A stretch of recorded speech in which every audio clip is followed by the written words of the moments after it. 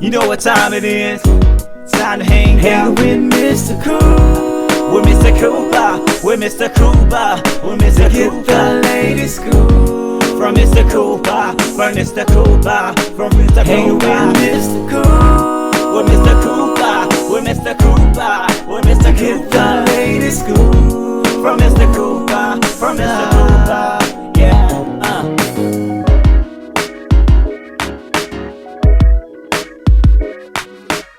To the Big Scoop with Coop. I'm your host, Coop. Season 11 still going strong, people. Now, if you haven't, make sure you go to the website, thebigscoopwithcoop.com, to check out episodes from season 1 all the way up to now. Big shout outs to everybody that's watching on Facebook, facebook.com/thebigscoopwithcoop. Big shout outs to everybody that's watching on Instagram at Big Scoop with Coop. And also on TikTok, people. That's right. You can catch me on TikTok at The Big Scoop with Coop. And on YouTube. Just go to youtube.com/The Big Scoop with Coop. Make sure you click like and subscribe so you don't miss one episode of The Big Scoop with Coop.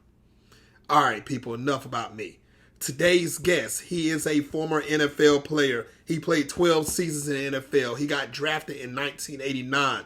And he's played for teams like Cleveland, Atlanta, San Diego, broke records, done a lot. Ladies and gentlemen, Eric Metcalf. Now, like I said, Eric is a successful NFL player. Also, he was successful in college at the University of Texas. So we're going to kick it with him. We're going to talk to him, talk about his career a little bit, the day of his draft, and more. So sit back and relax and enjoy this episode of The Big Scoop with Coop with Eric Metcalf. To the show. Hey, bro, thanks for having me. Appreciate you for sure. Yes, sir. Yes, sir. How's your day so far? It's going well. You know, I'm in Dallas, Texas. So I had to come down here. My son had a tryout with the UFL today, so that went well. I'm at my boy's house, so it's crazy. I'm at my boy's house, who actually has my jersey up on the wall, and so I was like, I gotta sit here because the jersey's on the wall, right? And so yeah, and so it's perfect. Representation 101. That's what I call that. Yes, yes, sir. I'm in North Carolina, so I'm enjoying this spring/summer weather. So if you may see a few drops of sweat fall off my head, if you do, trust me, it ain't oil. It ain't nothing like that. The heat is on hell, and that's how it goes down. That's what I'm saying. All right, Eric. So, like I told a lot of people in the intro, man, you've done a lot of things, big things, from the University of Texas to Cleveland. You even played for my favorite team at one time, Washington. You actually done San Diego. You've done a lot of things, man. You have traveled over the NFL. I love it. But before we talk about that, let's talk about the first segment of the show. It's called Have You Heard? So I'm going to bring up a topic, see if you heard about it, and put your opinion on it, okay? So we know the 2024 draft just ended real well. Now, have you heard that it was over 700,000 people at this draft in 2024? Have you heard about that? And what is your thoughts of the NFL draft this year? I actually did hear that there were a lot of people at the draft, like more than most other places had, right? And so I did hear that when I was watching TV. I was like, I don't know if that's true, but I mean, I know they're talking about how it happened from day to day, but that means it pretty much had to be like 200 plus a day. Yep. It didn't really look like it, but if that's what they're willing to say, okay, I'm with it, because you know the draft has come a long way since like when I was drafted. It's like a big show, right? And so it's something that people get into. It makes fans appreciate their teams more because they're more interested in what they're drafting, how they're making their teams better, or sometimes even worse by not drafting people who they think that they're supposed to draft. And so, you know, I like the fact that these numbers are growing and it's helping the NFL. That's true. That's true. So you're correct about that, Eric. So night one, it was 250,000 people there for the first night. Night 2 and 3, I'm not going to put no numbers. Ladies and gentlemen watching worldwide, if you know math, you know it's going to equal up to 700,000, 250,000 plus the next 2 nights. You add it up, you know how it goes down. But that's how it went down. And I'm going to put my 2 cents in real quick. I am so happy about this draft. because my team, we needed every single person that we grabbed. I'm not going to lie to you. Washington has been struggling over the years. That's no secret. I feel like now with Jaden Daniels and everybody else coming on, I think that we're going to actually do a flip side on the NFC East. I see it coming. So wait. You're in North Carolina. Are you originally from DC or something? Or is that the closest team to you when you were growing up? Well, when I was growing up, I started becoming a football fan probably about 2 years before you entered the draft in '89. So in '87 is when I really became a big football fan. So, the Carolina Panthers was not here at the time. Right. So my family, half of my family was Washington, the other half was Dallas. My uncle had this big old poster of the Redskins with Art Monk, everybody up there. And I was like, I got to see what this is about. I sat down and watched the Redskins game, fell in love with them, and never left the team for the highs and lows of the team. Always been a fan. So I could probably tell you something that you've never known. So I'm born and raised in Seattle. When I was in high school, my dad was finishing with the Redskins. So I actually moved to Virginia. I went to high school in Arlington at Bishop O'Connell. And so during that time, Art Monk lived right across the street from me. Yeah, so I've known Art my entire life, yes. And so we're talking about Hall of Famers and greats and Redskin lore. Art is one of those guys. And so, yeah, we were really close. And we used to work out together, me, Art, and my dad and everything when I was in high school. And so yeah, I got to experience this kind of stuff. That's just part of, being the son of a former player and trying to aspire to be one of those guys. Big shout outs to Art Monk. Big shout outs to Terry Metcalf. You think I don't know about you, Terry? I hope you're watching. Yes, I know what you did in '74 and '75. Don't think I don't know. Yeah. Against your Redskins. Against your Redskins. I know that. And that's what hurts my feelings. But you know what? He made a name for himself and he did his thing. It traveled on through you. You got TK in the league right now, too. So, I mean, the family, man, it's in the blood, man, for y'all to be on that field. It's definitely in the blood. Big shout outs to your whole family, man. No doubt. Now, for the people that's getting introduced to you for the first time, what was it like to attend the University of Texas? Because you was a 3-time All Southwest Conference selection, and also you was Player of the Year, and you made second team All-American. That was back in '87. What was that highlight for you like? It was cool. It was fun. I mean, when it's all said and done, if I had to pick a university all over again, I would go to University of Texas. Going into it, I have to admit that I committed to the U. I wanted to go to Miami because just the way it was going down back then in the 80s, right? I wanted to be a part of that. But, I was 17 years old. My parents were like, not going to happen, sir. They would not gonna happen. They would have to sign the papers in order for me to actually go there because I was only 17. And so I couldn't sign the papers myself. And they're like, you can forget about that.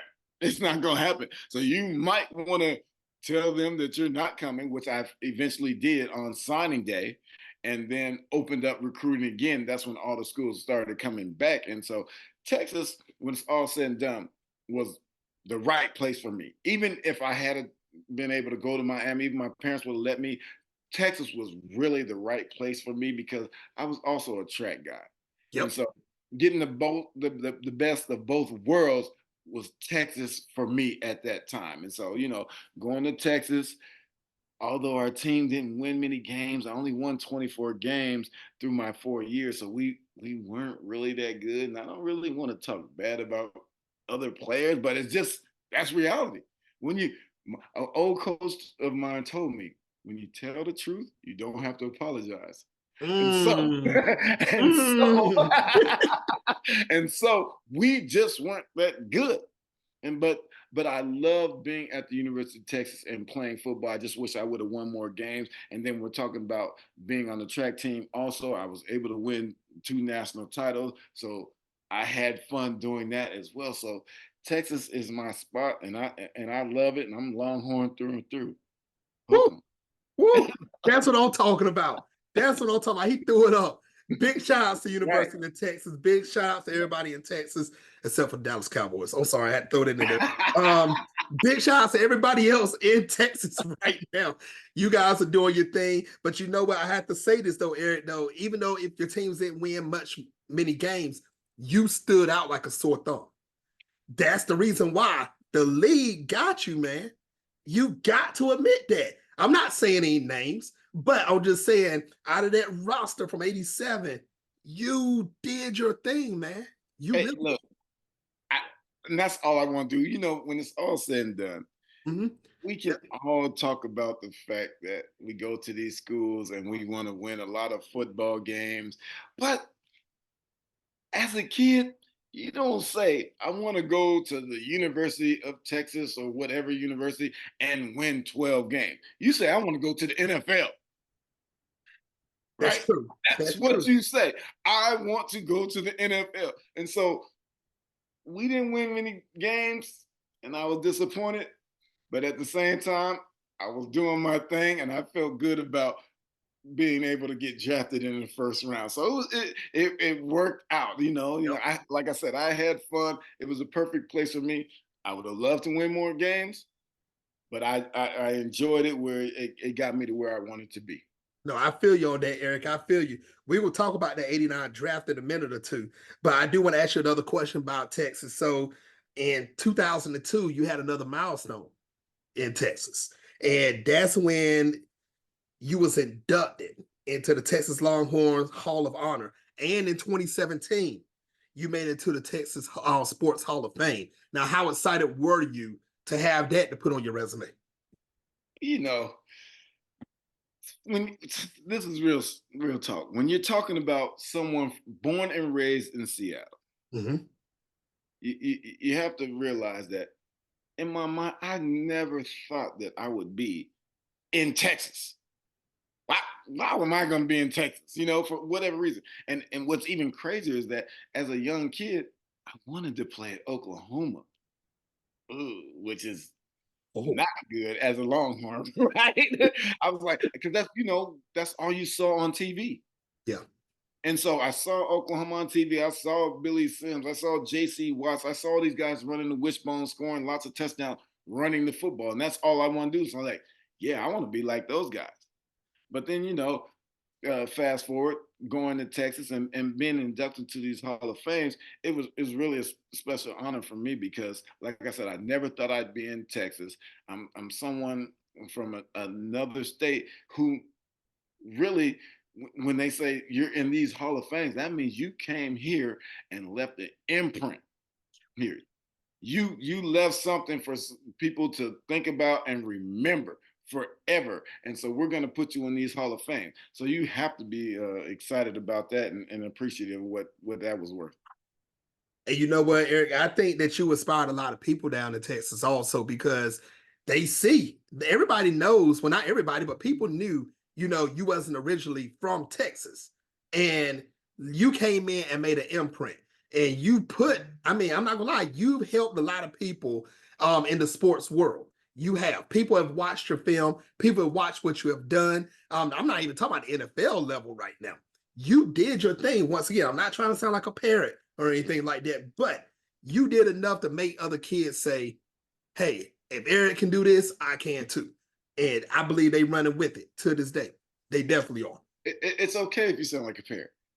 I don't mind because sometimes I need somebody to stroke my ego a little bit. I feel you. I feel you. But when it's all said and done, I think what you said about kids aspiring to be kind of like me or like any other player, it goes back to when I was a young kid, and my dad, who, like you said, Terry Metcalf, played in NFL for St. Louis Cardinals and then the Redskins. He told me, he said, people are going to say you're too small and you can't do this. Don't believe that. If you believe that you can do whatever you want or set your mind to, it will happen. Don't worry about that. I was told that I would never be in the NFL because I was too small. That's what my dad was telling me. And so when he was telling me that, I was like, well, it worked for you. I believe what you're saying. right? And so when you're talking about kids and whatever they're aspiring to be, whether it be football or an engineer or what have you, you cannot let people tell you that you can't do that. As long as you believe that you have that skill to be that person. That's all that matters. And sometimes we believe this and we don't actually reach the plateau that we want to be at. But if we work and aspire to be great, something's gonna happen great for us, right? That's right. Whatever it is. And so so it doesn't matter if you're a football player, it doesn't matter if you're an athlete. It just in life, that's how it is. If you aspire to be great at whatever you want to be great at, something good is gonna happen for you. That's true, Eric. And I tell people all the time, everybody have a season. It's going to come. The only thing is, are you going to give up before your season, or are you going to hold on to it and wait for your season to come and you strive and reach the levels like you've never done before in your life? It doesn't, like you said, Eric, it doesn't matter if you're a football player. It don't matter if you're a plumber. If you keep holding on, you'll be the best plumber there is that's around. It's going to happen. It definitely is. Yes, So sir. I definitely agree. Now, Eric, let's fast forward a little bit, man. Let's talk about 1989. Okay. Now, you were drafted number 13. You were in a Hall of Fame class. Let me just name some of the people that was in your class. You had Troy Aikman. You had Barry Sanders, Derek Thomas. You even had Dion. I mean, you got all of these people. What was Forgetting it Steve like? Atwater. Do what now? Steve Atwater. You forgetting Steve Oh, Atwater? Steve. That's right. That's right. Steve was in it too. Now, I want you to go to the day of the draft at 89. How was your nerves? What were you feeling like that day waiting for your name to be called? Well, it's kind of crazy because going into that draft, I knew that I was going in the first round. I was never worried that I was not going in the first round. I thought I would be in the 20s, maybe early 20s. My whole thought process was I wanted to go to the Rams. I wanted to go to LA and be a star. Right? I thought I can go out there, play football, score a lot of touchdowns, and be on TV like or movies like Jim Brown. Right? That was my thinking. And it didn't happen. And so on the day of the draft, and I've told this story many times, but on the day of the draft, I told my mom that the Browns traded to Denver Broncos for that 13th pick. They gave up 5 picks. I guess the word on the street was that the Jets were going to draft me at 14.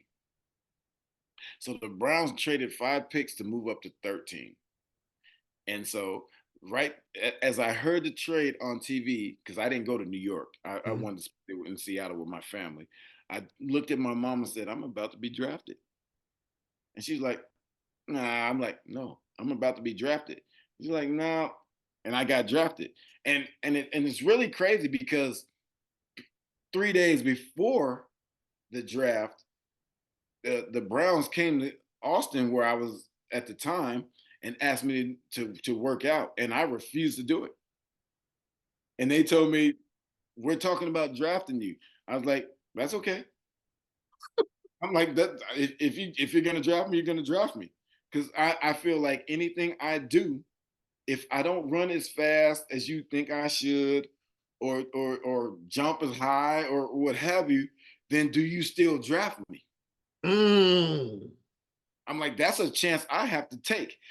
Because you've watched the film and you're coming here because you've seen film and you think we might draft him. We'll just go with that. So I never did anything. So I didn't think at the time that they would draft me, but when I heard the trades, I was like, the Browns are gonna draft me. And it happened. And from that day on, I love being a Brown. I love everything about Cleveland. Wow. I never even heard this story before. This is my first time hearing this one. That's wow. So let me ask you this. I want to know on a personal level, Eric. Was it in 89? Did they make the phone call before they was about to call your name? Or did everybody just sit there waiting patiently to hear their name called? How was the suspense? It's really silly. It was about the same time, like right as they were about to, they called me. However, my friend, because back in '89, we're calling landlines. Yep. Right? Yep. Yep. We're calling landline. We're not calling cell phones. My friend who I grew up with kept calling the landline. And I'm like, why are you calling me? Busy Leave signal. me alone. What are you doing? Every time you call, I think I'm about to get drafted. Leave me alone. And so I had to deal with that first. And then the Browns called me and they like, we're about to draft you. And I was like, cool. I feel good about it. Cause when it's all said and done, your ultimate goal up to that moment is you want to play in the NFL. Yes. Yes. And if you're getting drafted, kind of makes it a little easier. right. Especially if you get drafted in the first round. Right? Exactly. Makes it a little easier. I'm gonna be honest about this. And so when they called me, I was excited because my dream was to play in the NFL just like my dad. And so, I never thought I'd be a Cleveland Brown. That was the last team I thought I'd be playing for. But you're still happy because you want to be in the NFL. And so I got that opportunity to live my dream. And then after I got drafted, I just kept fulfilling dreams, more dreams. Wow. And ladies and gentlemen watching worldwide, if you're under the age of 30, and I'm going to explain something why Eric said what he just said. In '89, there was rotary phones. If you're real rich, you had the dial pad if you was rich. And probably only 5 people in America had call waiting, if that was a thing back then. So every time his boy called, and if the NFL tried to call, they getting a busy signal. They can't wait all day long for somebody to pick up their phone because they had a time limit to say yay or nay. And I see why Eric was panicking. So everybody, that's the reason why Eric was ready to slap his friend and tell him, get the off my phone. That's the reason why he was doing it. No question. That's the reason why. I had to explain it to those people, man, so they would know. Now, let's talk about it. So the day of '89, the AFC Championship game, your rookie year, you played against the Broncos with John Elway. Yeah. A lot of people knows how it turned out, but how was the nerves of the Cleveland Browns before y'all stepped on field? When y'all was back in the locker room, about to come out, was it a whole bunch of nervousness? Were y'all hyped? How was it before the game even kicked off? As far as I remember, and even talking to former teammates, we just knew we were going to win that game.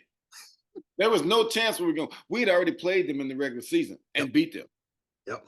It was in Cleveland, which is always a different environment, because you're at home as opposed to going to Denver and playing on the road. But we just thought we were going to win. I remember talking to Reggie Langhorne, who's a receiver, and Webster Slaughter, another receiver, and we were arguing about who was going to be MVP of the Super Bowl because we just knew we were going to win. And I was like, I know I'm going to be MVP because I do more than you guys. I return punts. I ran kickoffs, rather. I wasn't returning punts yet. I returned kickoffs. I catch the ball. I run the ball. We win the Super Bowl. I'm going to be MVP. It's going to be me. And somebody forgot to tell the Broncos that you're not supposed to win this game. Somebody forgot to tell them. They didn't get the memo.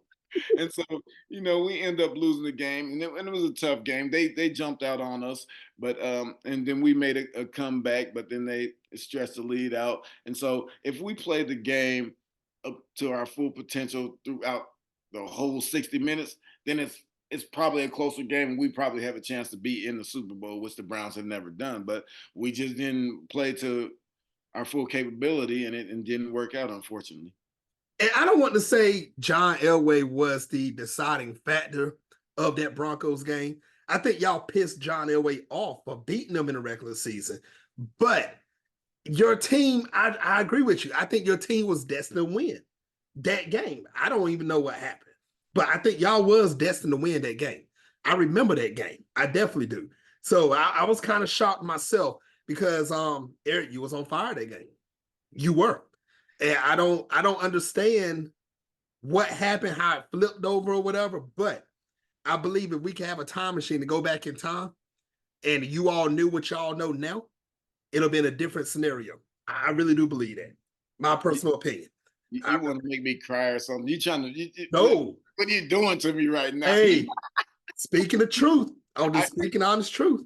You know, it's and it's when you think about that situation. That was my rookie year. We go to the AFC Championship. If we win the game, obviously we go to the Super Bowl. You couldn't have told me over the next 11 years that I wouldn't make it to the Super Bowl ever. You know, because I'm in the AFC Championship my first year. Exactly. I'm just know this is going to happen. And unfortunately, it just didn't work out because, you know, teams change every year. Personnel changes, things change, and players change, and it just doesn't work. Things have to go right, and people don't understand that. That's People true. don't understand the fact that things have to go right. Got to be a little luck, but things have to go right with your organization in order for you to get to the Super Bowl and then win the championship. I agree. I definitely agree. It's got to be a perfect lineup from the office all the way down. It has to be. Sure. And I hate to bring up my team again, Washington. You guys have seen in recent times, within the last 5 to 10 years, my office was not right at all. Snyder's gone, new management. Yeah, I said it. I can say that. New management. Now things are looking bright side. So I get it. I definitely get it. Now, I'm glad you brought up Steph, because in 93, you had a new coach. And you know who that is. And that is Bill Belichick. Now, he started using you more on special teams. Am I correct? I don't know if you could say he used me more on special teams. I became more a punt returner because I didn't return punts my first couple of years because we had Gerald McNeil, the Ice Cube. And so he had been doing it. He had been to some Pro Bowls when he was in Cleveland before I got there as a punt returner, kick returner. So I came in and I was strictly a kick returner, and he returned punts. When Bill came, he knew that I was one of those guys. And, you know, I talk crazy a little from time to time and just speak my mind. I need to have the ball. I cannot score a touchdown without the ball. That is like impossible to do. You have to have the ball. And I'm one of the most dynamic people on this team. Give me the ball. And he's like, you know, and you know, football was played differently back then. And it was smash mouth football. And I'm not the biggest guy. So running in between the tackles, just not my style of football, right? And Bill knew that coming from the Giants, because that's how they played. But he said to me, look here, I can't promise you that you'll carry the ball 20 times a game. I don't want to. I don't like getting hit, first and foremost. He said, but I can do this if I can get you close to 20 times, 20 touches a game. How do you feel about that? And I'm like, I'm good with that. I'm like, how you going to do that? He said, you can run the ball maybe 10 times, catch a few passes, and return punts and kicks. That get you to 20. That's the same amount of touches. Now it's up to you to make some plays. I never really, really wanted to return punts because I thought it was the most dangerous thing in the NFL until I actually started doing it. Then I realized that kickoff return is more dangerous than punt return because you can always fair catch. Yep. When you talk about a punt, you don't have to catch the ball. You don't have to touch it. You don't have to do anything, and your team still possesses the ball. Right? And so now I can, and they're coming down in waves. So now I can catch the ball, make a guy or two miss, and we're off to the races. And so we had a special teams unit that was serious about getting me touchdowns. And so we would leave, for the most part, our first team defense out there against their special teamers. And so now you have to play against our best athletes, but you're not putting your best athletes out there. So we were able to achieve a lot of good things with that unit. And so I loved everything about being a punt return. I'm actually glad that Bill asked me to do it. So let me ask this. Do you feel like if this would have happened for you in 91, 92, do you feel like it would have been different stats wise for you? Far as it goes compared to 93. Oh, 100%. I mean, when we're talking about punt returns, I was the first person to have double-figure punt return touchdowns. Right? And so and I only returned what, maybe 12 maybe in my first 3 years. I can't remember the numbers, but it's not that many in my first 3 years. So if I would have had more attempts in my first year, that record at the time probably would have been a little higher. I mean, we can't ever take away from Devin Hester what he did, because when he came in, he made plays and scored a lot of touchdowns, but it might have been a little harder to break Yeah, had I true. had I done it earlier. And so, I'm not mad about it, because this is just how the team was structured at that time, and we didn't really think about it. And being honest, like I said, I didn't really want to return punts. Wow. And Wow. so, you look at it differently now that you're older and it's behind you. Hmm. And I'm like, damn, if I would have returned punts back then, the record probably would have been higher, but Yep. I'm still Yep. happy with how it worked out. Scored a lot of touchdowns, had some records, and feel good about it. That's so true. That's so true. Just a couple more questions for you, real quick here. Got to know. So in '95, there was a trade. Andre Rison went to where you was at. You went to Andre Rison's team. It was Atlanta to Cleveland. Now, how did it feel to go to Atlanta and be just as productive as you were in the Cleveland area? It felt great, but it was productive in a different way, right? Because Mhm. when I went to Atlanta, they moved me to the slot, and I caught a lot of passes. I still ran the ball from occasionally, but not as much as I did in Cleveland. So it felt good, because when I got traded to Atlanta, I actually wanted to go to the 49ers. I was begging and pleading, trade me to the 49ers. Because in my mind, I saw myself being a Roger Craig type in that offense, someone who rushed for 1,000 Yep. and caught 1,000. And the Browns had actually given me permission to negotiate a contract with the Niners, because this is where the trade was going to happen. I was told I was going to the Niners. I was, and then the very next day, I found out from Yancey Thigpen. Yeah, I was in Orlando playing in a NFL flag football game, and he was there, and he was like, "You just got traded." And I'm like, "Oh yeah, I know." He's like, "To the Falcons." And I'm like, "Wait, what?" Right? Wait. And I'll go straight in and call my agent, like, "What the hell happened?" Right? And so, then going down to Atlanta and going to mini camp, and I had never played receiver. I mean, I was split out from the tailback position, and lining up against safeties and linebackers, which is a lot different than being a receiver and lining up against true cornerbacks. Yeah. Yeah. Right. And so I'm going through this, through mini camp and through training camp, and I'm thinking to myself, this isn't going to work. I have never done this in my life. And I know I'm a football player, but I don't know if I can do this. And it just didn't feel right. But then the regular season started, and it just clicked, and it was just on from there. And like caught 104 balls, over 1,000 yards, scored over 10 touchdowns, and Yes. and it was fun. And we went to the playoffs. And so I had fun doing that, but I honestly didn't think it was going to work in the beginning. Wow. Wow. Now, Eric, I'm not gonna lie. I understand why, and your mind was set on San Fran. But once again, you did your thing in Atlanta. It shows that you are a valuable asset wherever you go. Even down to '97 in San Diego. You did your thing. You made first team all pro in '97. To think about that. How real quick, how was that? How was that for you when you found out you received it? It was terrible. No, no, no. I must explain. I must explain this. So I'm from Seattle, Washington. Uh-huh. Growing up as a kid, the Seahawks didn't exist when I was a kid. Right. So my favorite team was the San Diego Chargers. So that's why I was like, I'm going to go there as a free agent. This is my favorite team. I want to go there. We end up being 4-12. Yep. So Yep. I'm like the only person who ever said they hate San Diego, and it was all because of football. Right. Even though I made the Pro Bowl, I mean, you're obviously happy with that, but I hated the fact that we only won 4 games.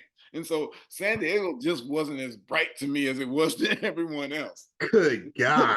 And so it was, I had great teammates, had guys who were working hard for me on special teams to help me score touchdowns and get me to the Pro Bowl. But the whole atmosphere of losing like that kind of put a damper on it. And so I didn't like it as much as I thought I would. I feel you. I feel you. All right, Eric. All right. Ladies and gentlemen, this is the last segment of the show. It is called Take the Floor. Eric, you have up to 2 minutes to say whatever you want. No questions asked. Eric Metcalf, take the floor. Okay, I'll say this. Growing up as a kid, I wanted to be like Terry Metcalf, my dad. He played in the NFL. So my dream was to play in the NFL and be like my dad or even better than my dad. I don't know if I am better than my dad. It all depends on who you ask as to whether you think I am or not. But I accomplished that dream because I got to follow in my dad's footsteps. And along the way, in doing so, I was able to set some records and do some things that people just hadn't done.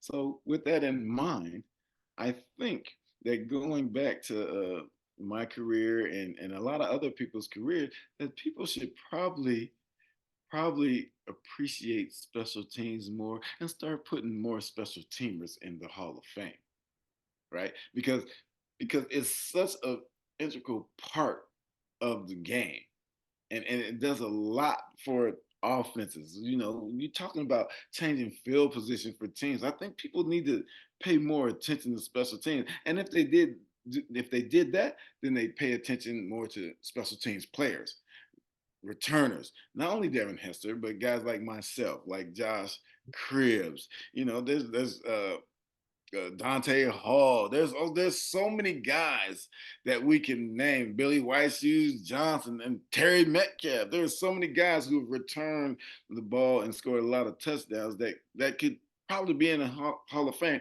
just for doing that. I mean, there's Hall of Famers that I'm talking about. Gail Sayers.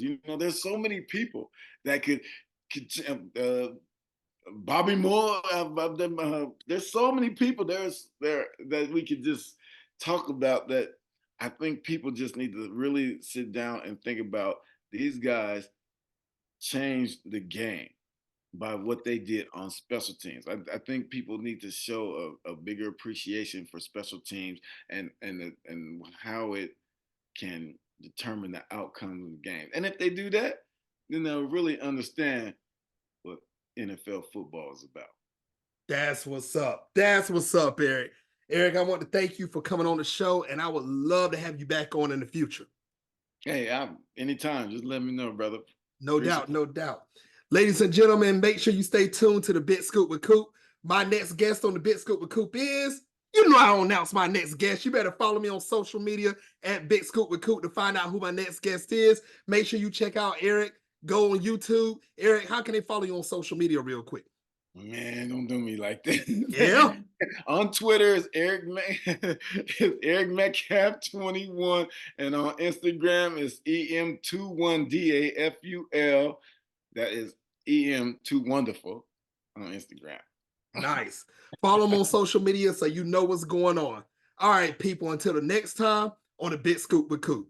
Peace.